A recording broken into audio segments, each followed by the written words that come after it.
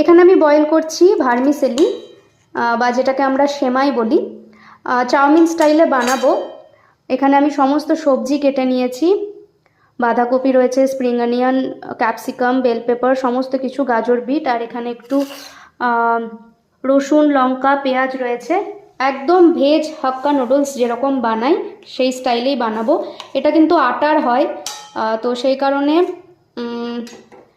Weight loss journey বা ডায়েটে যারা আছো, নুডলস খেতে ইচ্ছে করলে এটাকে কিন্তু খেতে এইভাবে বানাতে পারো। আর ময়দার নুডলস বা যেটা আটা নুডলস যেটা বিক্রি হয় আটা নুডলস বলে, তার মধ্যেও কিন্তু ময়দা থাকে, তো সেটা অ্যাভয়েড করাই ভালো। এ দেখো ঠান্ডা জলে ভালো করে ধুয়ে নিয়েছি। ঠিক যেই প্রসেসে আমরা চাউমিন বানাই একদম সেম প্রসেস। সবার আগে রসুন, লঙ্কা, পেঁয়াজ ভেজে নিচ্ছি। এরপর দিয়ে দিলাম বাকি সবজিগুলো। অল্প একটু হলুদ আর কাশ্মীরি লঙ্কার গুঁড়ো দিয়ে একটু ভাজা ভাজা করে নেব হাই ফ্লেমে। সবজি একটুখানি ভেজে নিলাম। এবার এর মধ্যে দিয়ে দেবো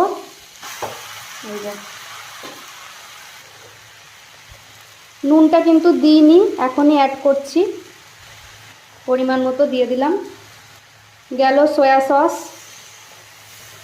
আর অবশ্যই গোলমরিচ গুঁড়ো।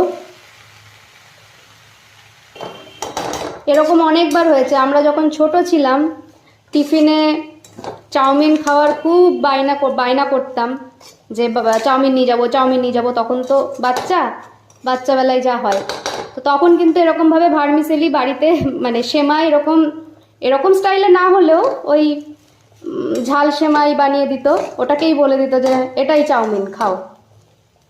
তো এইভাবে বানালে কিন্তু একদম নুডলসের মতোই হয়। এই যে আমার গিল্ট ফ্রি চাউমিন একদম রেডি। না চিন্তা নেই, আমি এতটা একা খাবো না, শেয়ার করেই খাবো। একদম গিল্ট ফ্রি হেলদি চাউমিন।